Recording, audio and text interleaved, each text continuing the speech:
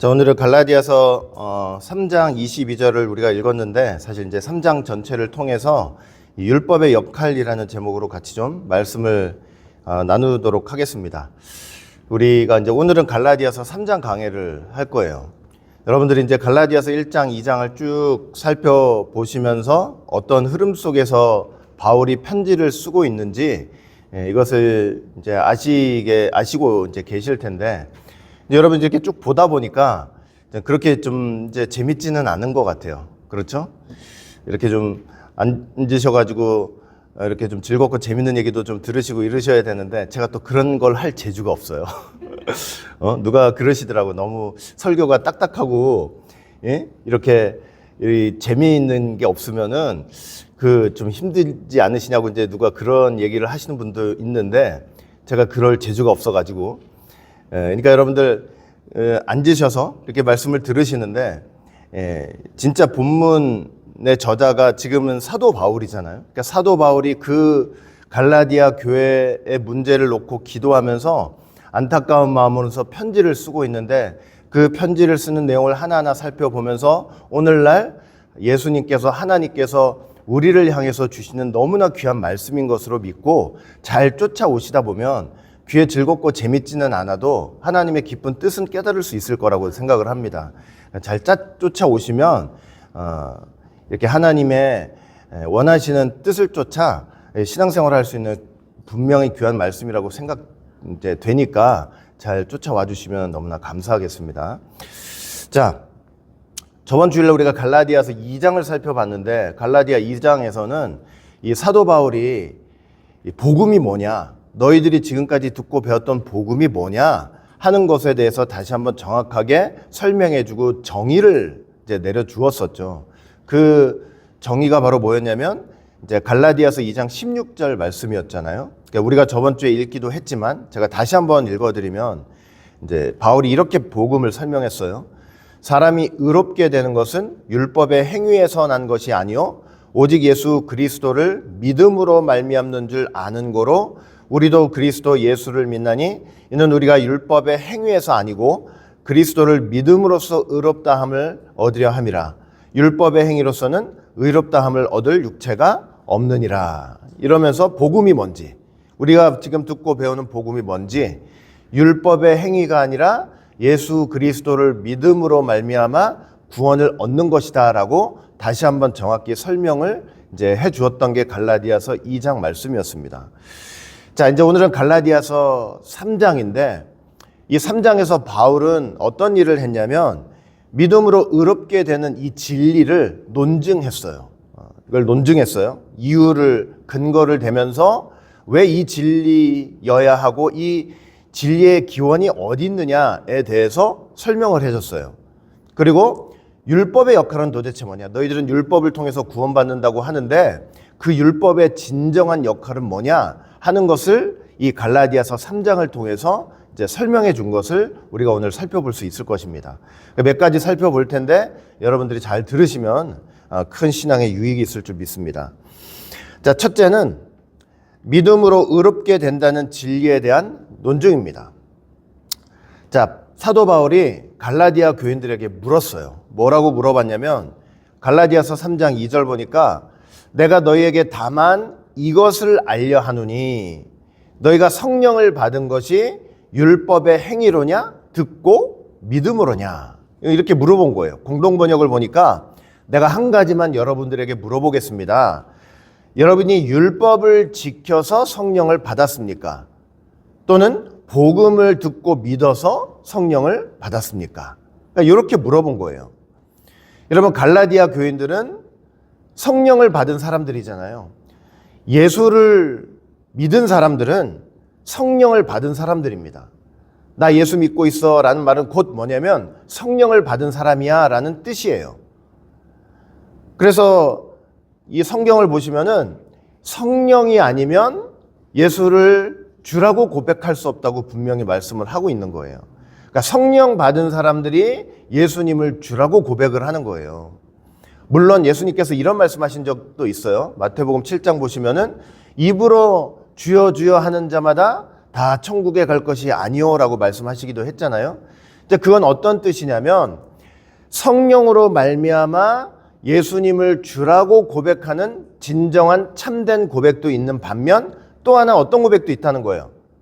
성령 없이 그저 입으로만 주여 주여 하는 육체적인 고백도 있다는 것을 우리에게 말씀을 해주는 거죠.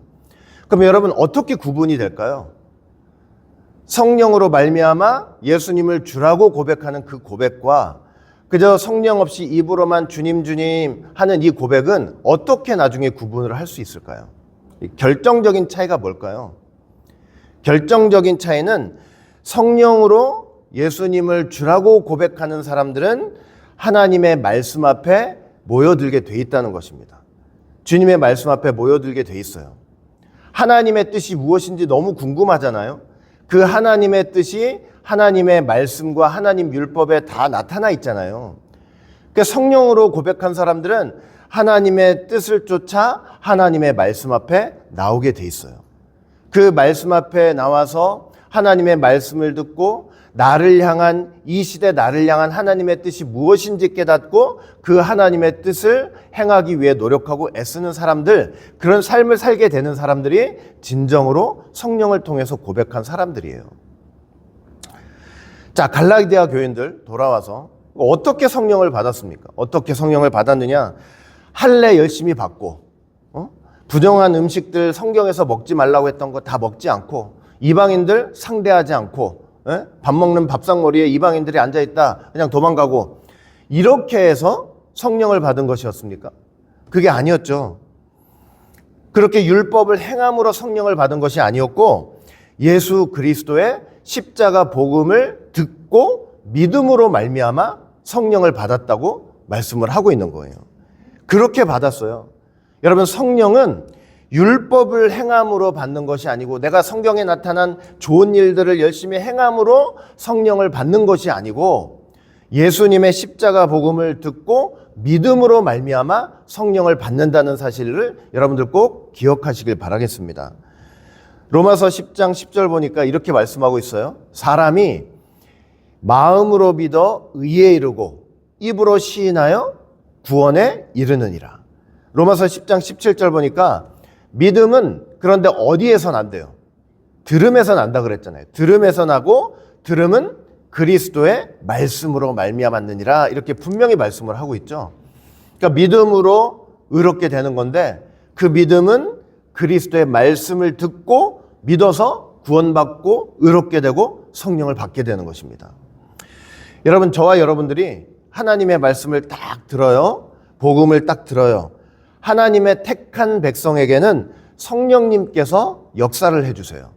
어떻게 역사를 해주시냐면 그 말씀을 듣는 사람의 심령 가운데 새 생명을 주세요. 새로운 생명을 주세요. 그 새로운 생명은 나의 옛사람이 아니고 죄 짓는 옛 생명이 아니고 하나님을 찾는 새 생명이에요. 하나님을 갈구하고 하나님을 바라보고 내 삶에 하나님이 없어서는 안 된다는 그 하나님을 찾는 새 생명을 하나님께서 성령님께서 주시는 거예요. 그리고 그 마음에 믿음을 일으키시고 하나님의 말씀을 사모하게 하고 그 말씀에 순종하도록 새로운 마음과 의지를 공급해 주시는 거예요. 그리고 그 나라 갈 때까지 이 성령님께서 하시는 일이 뭐냐? 그 사람을 중간에 힘들고 어렵고 시험 당하고 환난 당해서 넘어질 때도 있지만 끝까지 잡은 손을 놓지 않으시고 천국 갈 때까지 이끌어 주시는 거예요. 여러분들 자식들 있잖아요. 속 썩일 때 있죠. 내 말 안 들을 때 많아요. 그렇다고 내 자식이 아닌 게 아니잖아요. 그러니까 성령님께서 택한 자기 백성들은 뭐냐? 자기 백성들이 설사 시험 들고 넘어지고 하나님 말씀 안 듣고 도망갈 때도 비록 있지만 성령님께서 그 손을 꼭 붙들고 다시 돌이키게 하고 돌아오게 해서 천국 가는 그 길로 끝까지 인도를 해주시는 게 바로 성령님의 역사라는 것입니다. 하나님이 바로 그런 사람들을 의롭다고 해주시는 거예요. 성령이 역사하는 바로 그 사람. 여러분, 우리의 행위로 그렇게 하시는 것이 아니고 십자가 복음을 듣고 믿음으로 말미암아 그렇게 해주시는 거예요. 그러니까 우리가 말씀 들어야 돼요. 예수 믿는 사람들은 말씀 앞에 나와야 돼요. 하나님 말씀 앞에 나와서 그 말씀이 선포되는 그곳에 그 자리를 지키고 있을 때 성령님께서 역사를 해주시는 거예요. 성령님은 하나님 말씀이 선포되는 곳에 역사를 해주는 거예요. 갈라디아 교인들은 열심히 아까 말했죠. 할례 받고 뭐 부정한 음식 피하고 이방인들 지옥의 땔감이라고 생각하면서 율법에 기록된 대로 그렇게 행함으로 의롭다고 받은 것이 아니고 성령을 받은 것이 아니고 예수님의 바울이 전하는 그 예수님의 십자가 복음을 딱 듣는 순간 성령님이 역사해 주시고 믿음으로 말미암아 그렇게 성령을 받게 됐다는 것을 여러분 꼭 믿으시길 바라겠습니다. 갈라디아 교인들은 듣고 믿음으로 말미암아 성령을 받았다. 그러니까 너희들 다시 율법을 지켜서 구원받는다는 그런 대로 돌아가지 말라고 지금 바울이 간곡하게 부탁을 하고 있는 것이죠. 자, 또 하나 갈라디아서 3장 6절을 보시면은 이제 이런 말씀을 했어요. 바울이 아브라함이 하나님을 믿음에 이것을 그에게 의로 정하셨다 함과 같으니라. 자, 유대주의자들은 이 갈라디아 교회에 침투한 유대주의자들은 율법을 지켜야 구원을 얻는다. 할례를 받아야 구원을 얻는다. 이렇게 했단 말이에요.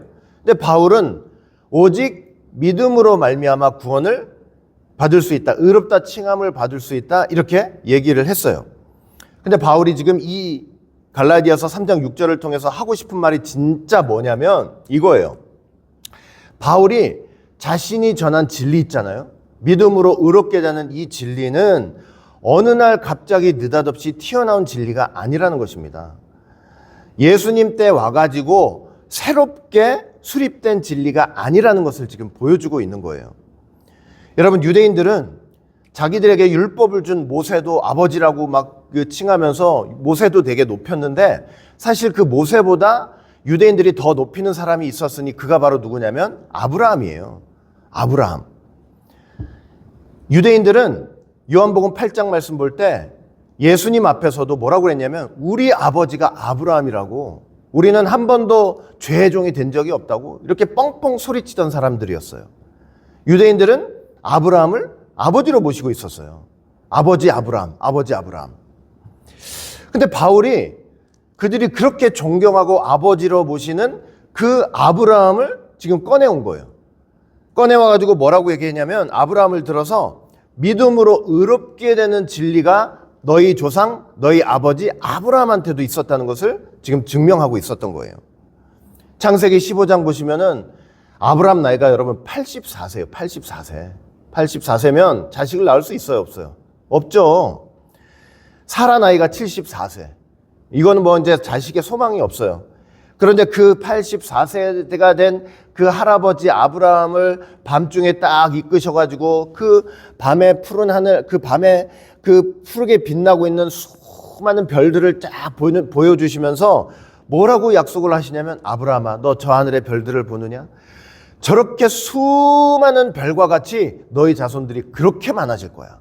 이렇게 말씀을 하시네. 지금 자식 하나 없는 아브라함한테. 여러분들 같으면 믿겨지겠어요?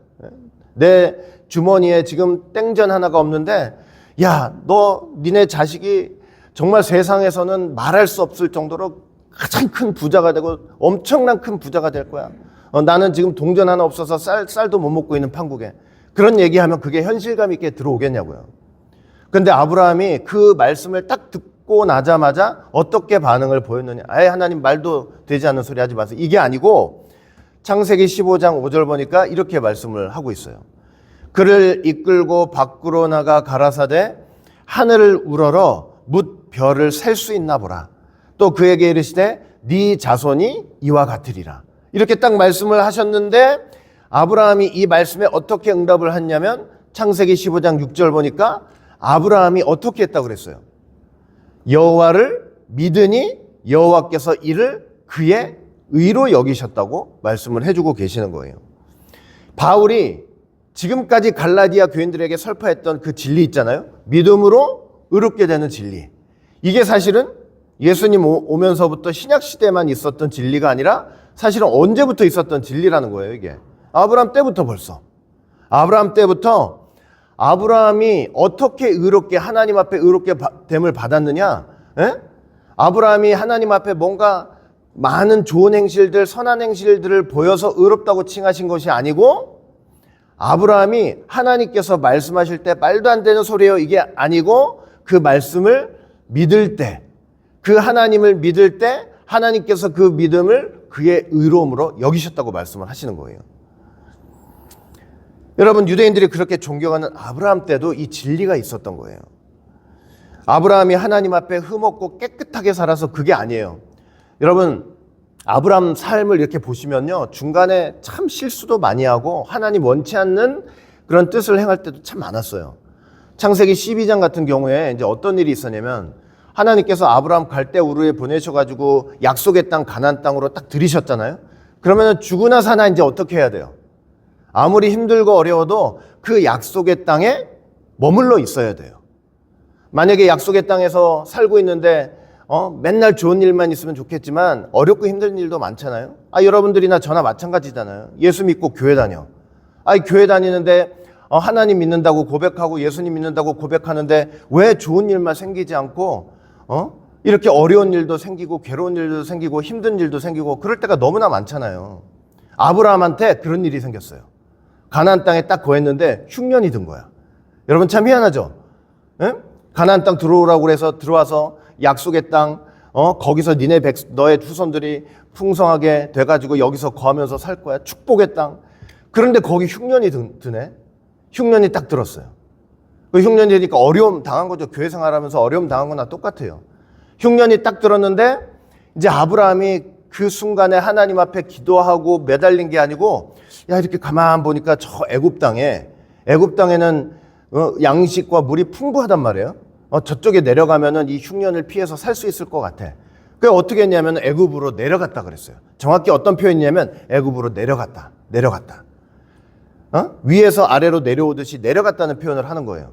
그건 어떤 뜻이냐면 영적으로 보면 어려움과 환난을 당하자 주저없이 교회를 떠나서 세상을 향해서 내려갔다 이런 의미가 되는 거예요. 하나님 떠나서 세상으로 내려갔다 하는 그런 의미가 되는 거예요. 그렇게 내려가는 거예요. 그럼 내려가가지고 어떤 일이 있었느냐? 이제 내려가가지고 좋은 일만 있었던 게 아니고 이제 사라가 74세 된 사라였는데 그렇게 이뻤나 보죠. 자기 사라가 너무 이뻐가지고 애굽 사람들이 사라 뺏으려고 자기 죽일까봐 사라를 자기 누이라고 얘기하는 거예요. 참 신앙의 사람으로서 너무 치사하죠. 자기 부인을 갖다 누이라고 하면서 이게 생명을 연장하려고. 그러는 바람에 애굽 왕 바로가 사라를 취해가지고 진짜 아내로 드릴 뻔했잖아요. 그러니까 얼마나 실수가 많았어요, 사실은.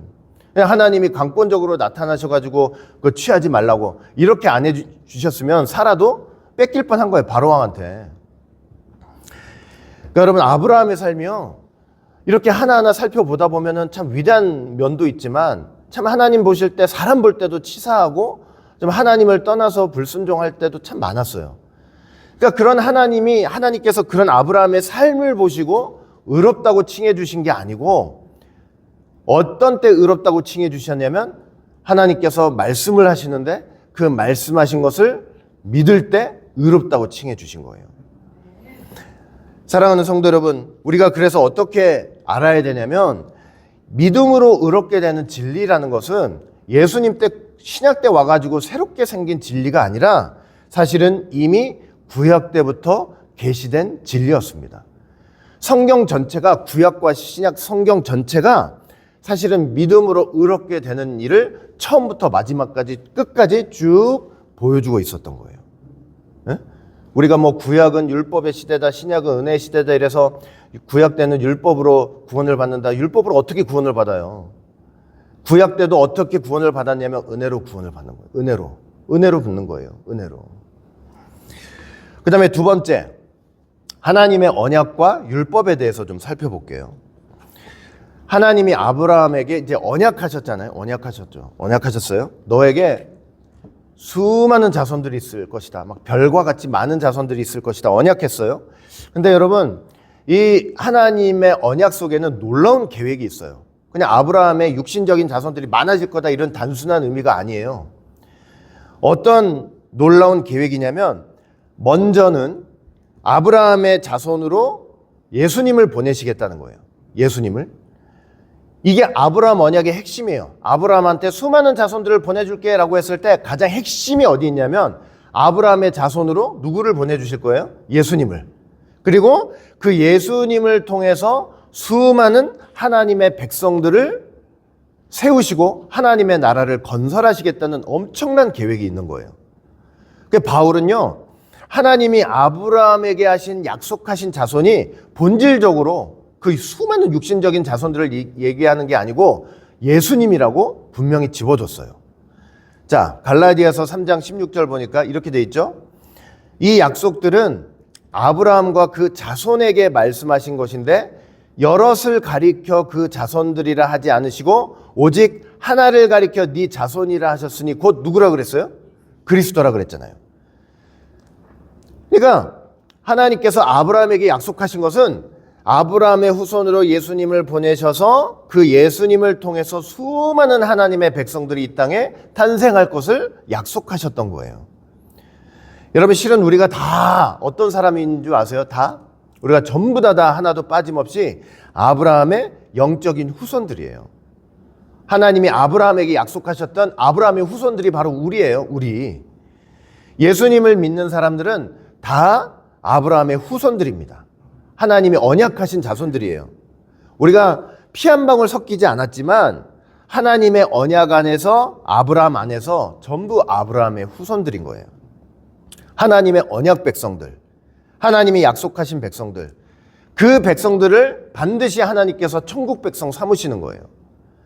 하나님이 아브라함 자손들에게 가나안 땅을 주겠다 그랬잖아요. 그 가나안 땅이 영적으로는 천국이잖아요. 그러니까 영적으로 아브라함 후손된 우리들에게 반드시 하나님께서 천국을 허락해 주신다는 그런 약속을 지금 하고 계시는 거예요. 자, 그런데 우리가 이제 여기서 제가 지금 진짜 말씀드리고 싶은 건 이거예요. 뭐냐면 이런 하나님의 언약이 율법보다 먼저라는 거예요. 이 언약이 뭐보다 먼저라고요? 율법보다 먼저예요. 우리가 당장 아브라함의 삶에서 한번 살펴볼게요. 창세기 15장 방금 말씀드렸지만 하나님이 아브라함에게 언약하셨죠. 수많은 후손들이 날 것이다. 근데 창세기 17장을 보시면 여러분들이 거기 어떤 기록이 있는 걸 보냐면 아브라함에게 할례를 명하세요. 하나님이. 할례. 할례는 하나님이 규례로 주셨어요. 율법으로 주시는 거예요. 아브라함과 온 가족이 할례를 받았어요. 그리고 그뿐만이 아니라 아브라함의 후손들이라면 대대로 할례를 받으라고 명령을 했어요. 할례 규례를 세우신 거예요. 율법을 세우신 거예요. 그러니까 할례를 받는다는 것은 뭐냐면 이게 아브라함의 후손이라는 표시가 돼요. 자, 창세기 15장에서는 언약을 하시고 창세기 17장에는 뭐라 그랬어요? 할례 명령을 내리셨죠. 자, 그런데 중요한 건 뭐냐면 이 할례 규례가 언약을 폐할 수 없다는 사실이에요. 자, 다시 한번 제가 설명을 드릴게요. 이걸 보면서. 자, 하나님이 아브라함한테 언약하셨죠. 후손들이 있을 거라고 언약하셨죠. 그리고 그 후손들은 할례를 받아야 된다는 규례를 내리셨어요. 율법이에요. 근데 뭐가 먼저예요? 하나님의 언약이 먼저예요. 아브라함한테 후손이 있을 거란 하나님의 언약이 먼저고 그 다음에 그 후손들이 할례를 받아야 된다는 규례는 나중이에요. 율법이에요. 그리고 그 언약에 대한 믿음이 먼저고 할례를 행함은 나중인 거예요. 저 할례를 행함이 하나님의 언약이나 믿음을 폐할 수가 없는 거예요. 이게 무슨 뜻이냐면 이게 이런 뜻이에요. 언약에 대한 믿음 없이 그냥 할례만 행한다고 아브라함의 백성이 되는 게 아니라는 뜻이에요. 제 말이 이해되세요? 안 되세요? 이게 이해가 돼야 돼요. 언약이 먼저고 할례가 나중이죠. 근데 사람들이 나중에 언약 잊어버려. 할례만 하고 있어. 할례만 하면 우리가 아브라함 자손이다. 이게 맞아요? 틀려요? 이게 틀린 얘기라는 뜻이에요. 알겠어요? 언약에 대한 믿음 없이 할례라는 행위만 한다고 아브라함 자손 되는 게 아니라는 사실. 바울이 로마서를 보면요. 유대인들이 나중에 그 꼴이 됐다니까요.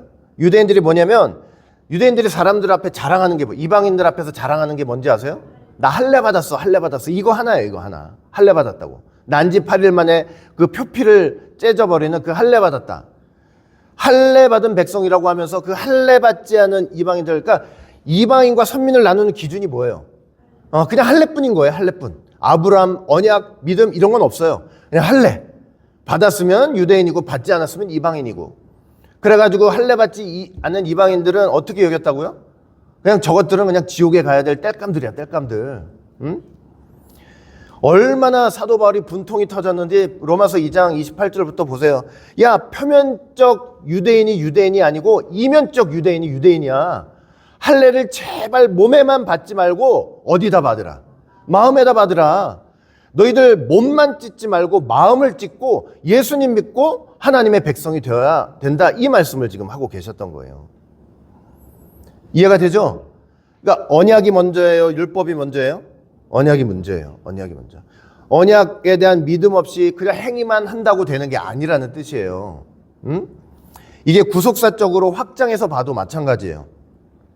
자, 바울이 뭐라고 얘기를 했냐면 갈라디아서 3장 17절 내가 이것을 말하노니 하나님의 미리 정하신 언약을 430년 후에 생긴 율법이 없이 하지 못하여 그 약속을 헛되게 하지 못하리라. 이게 어렵죠. 430년이라는 말은 제가 나중에 공부할 때 나중에 설명을 좀 드릴게요. 자, 모세 때 와가지고 십계명을 받았잖아요. 그리고 각종 율법들을 받았죠. 하나님이 아브라함에게 언약하신 백성들에게 그 율법을 주시면서 이거 지켜야 돼. 이게 내 백성된 표야 하면서 율법을 주신 거예요. 아까 할례랑 똑같은 맥락이죠. 그래서 너희들 율법 잘 지키면 내 백성 돼, 내 소유 돼, 거룩한 나라 되고 제사장 나라가 될 거야. 이 약속을 딱 하시는 거예요. 그럼에도 불구하고 이 율법이 언약을 폐할 수 없다고 말씀을 하시는 거예요. 헛되게 할 수 없다. 이해가 되세요? 하나님의 언약과 그 언약에 대한 믿음이 역시 먼저인 거예요. 아까 아브라함 언약 말씀하셨죠? 말씀드렸죠? 하나님이 아브라함에게 후손 생길 거다. 그 후손에게 모세 율법을 줬단 말이에요. 그리고 언약에 대한 이제 줬는데 그래서 언약이 율법보다 모세 율법보다 앞서고 있고 그 언약에 대한 믿음이 율법을 행함보다 역시 앞서고 있는 거예요. 율법과 그 율법을 행함이 언약과 언약에 대한 믿음을 헛되게 할 수 없다. 뒤엎을 수 없다 이거예요.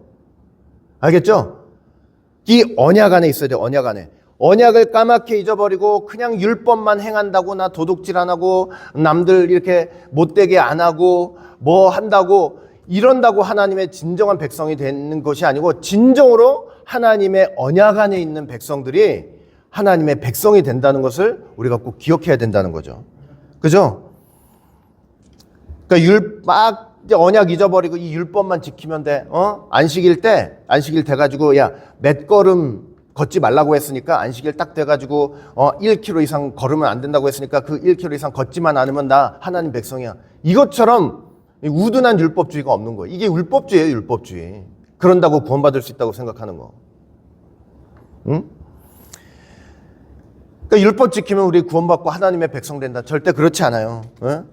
우리는 율법은 그렇게 우리가 지키는 것 같지만 사실은 온전히 항상 다 지킬 수가 없고 생각해 보세요. 도둑질 안 하고 나쁜 짓 안 하고 그러고 내가 하나님의 백성이다. 이거 기독교에서만 있는 가르침이 아니에요. 생각해 보시라고요. 도둑질하지 말라는 거 다 가르쳐요. 어떤 종교나 다.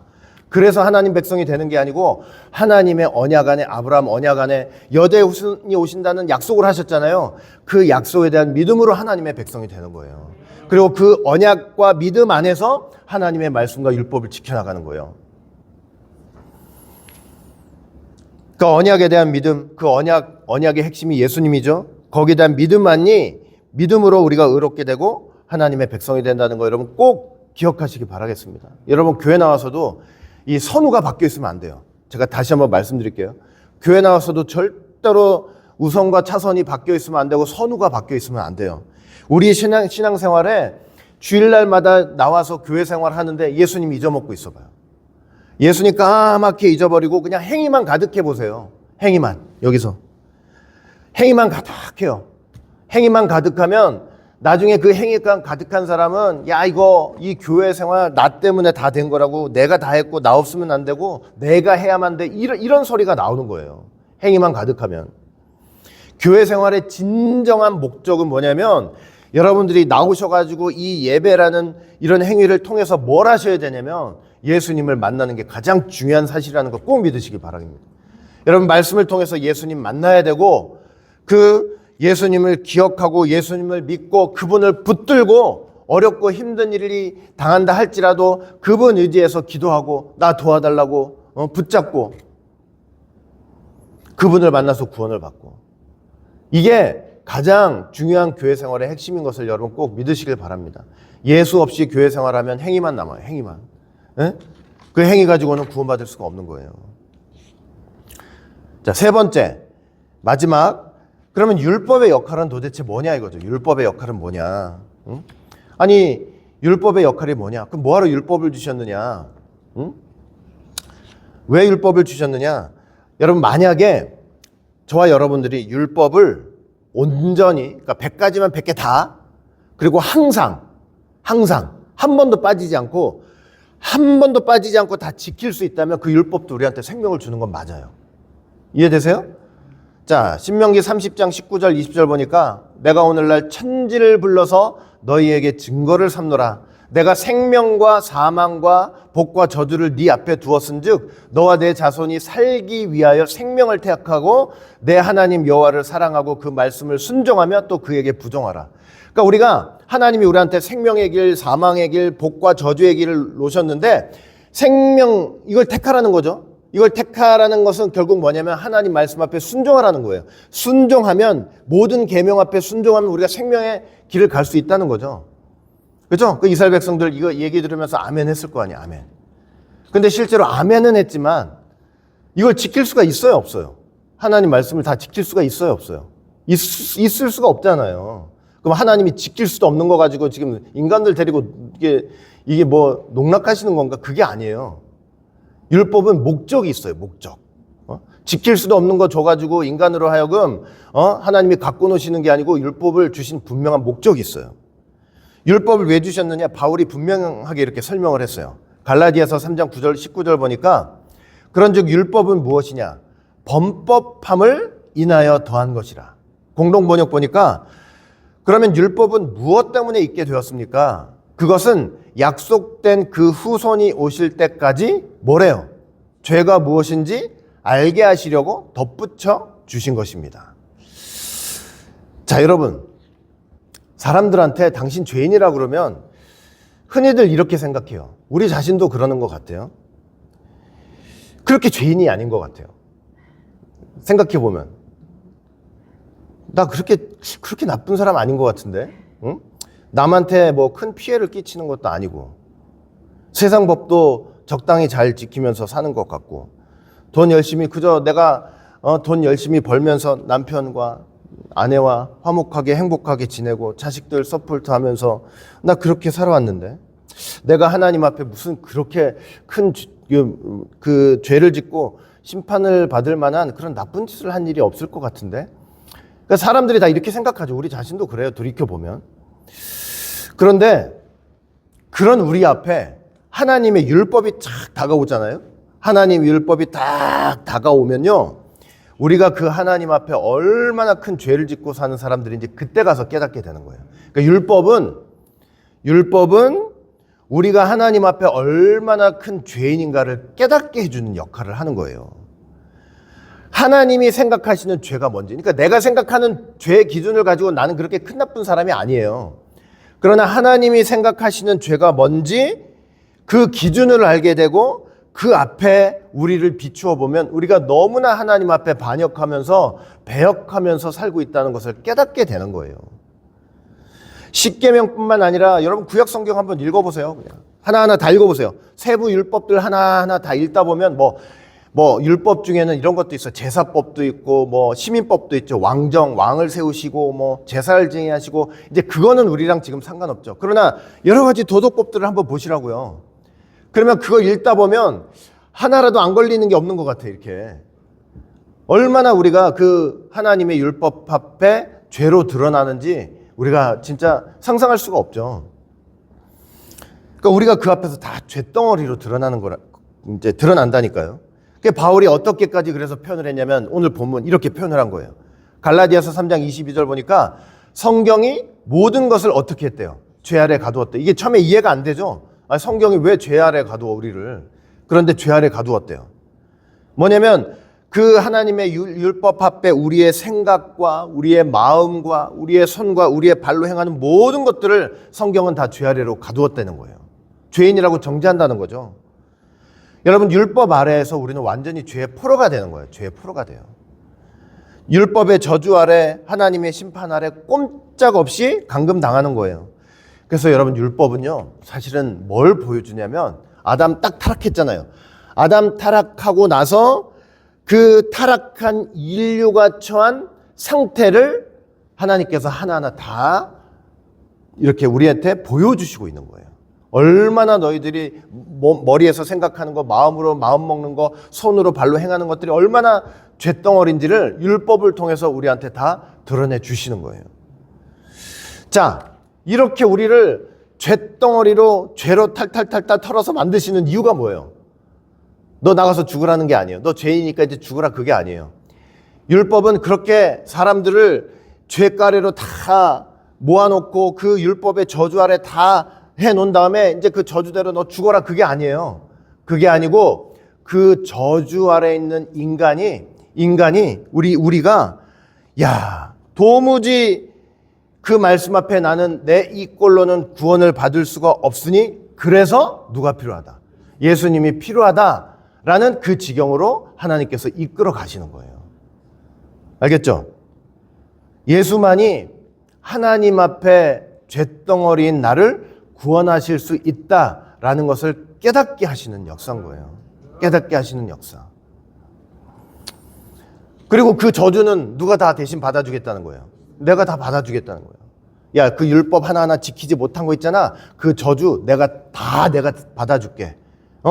너희들 그 저주 아래서 내 스스로가 나를 구원할 수 없다는 거 깨닫고 누구 앞에 나가라?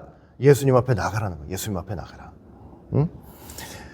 예수님만이 나를 구원하실 수 있는 유일한 구세주가 된다는 사실을 그 율법의 저주 아래 있는 우리가 깨닫고 예수님 앞으로 나아가도록 예수님께서 하나님 말씀을 저에게 주시는 거예요.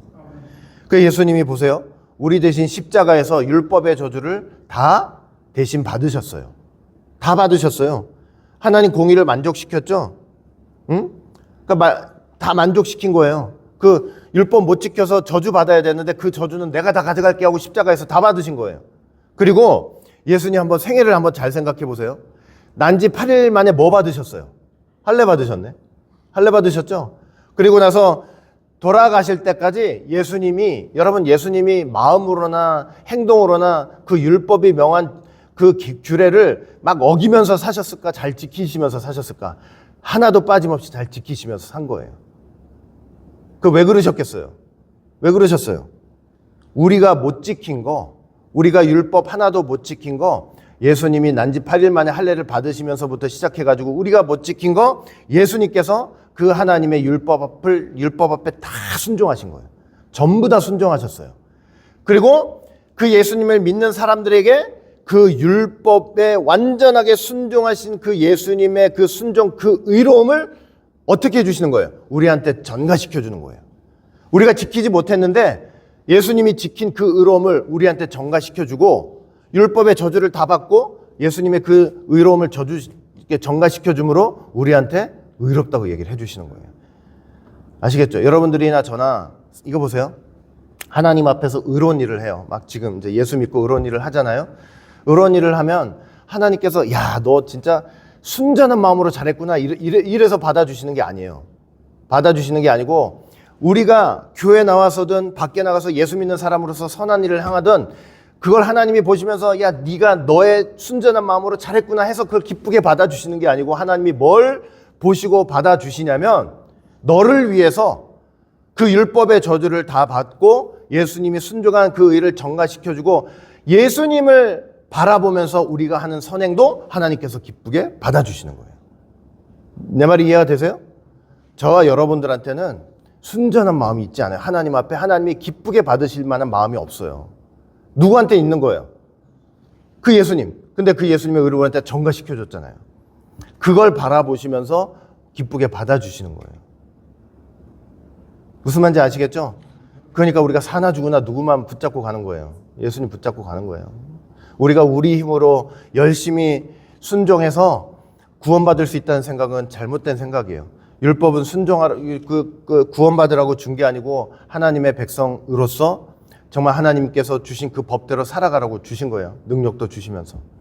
그러니까 우리 모든 성도들은 율법의 이런 역할을 이해하면서 여러분 성경 읽어 나가시면서 깨달으시면서 내 자신이 얼마나 하나님 말씀 앞에 죄됐구나. 정말 너무나 죄됐구나. 그래서 내가 누가 필요하다? 예수님이 필요하다. 그런 결론에 자꾸 도달하시면서 자꾸 주님 앞으로 나가시는 모두가 되시길 바라겠습니다. 주님만 찾으시고 주님만 붙잡으세요. 예수님만 붙잡으세요. 주님이 절대 외면치 않으시고 자기를 찾는 모든 사람들을 예수님께서는 그 손을 절대로 놓지 않으십니다. 절대 안 놔요.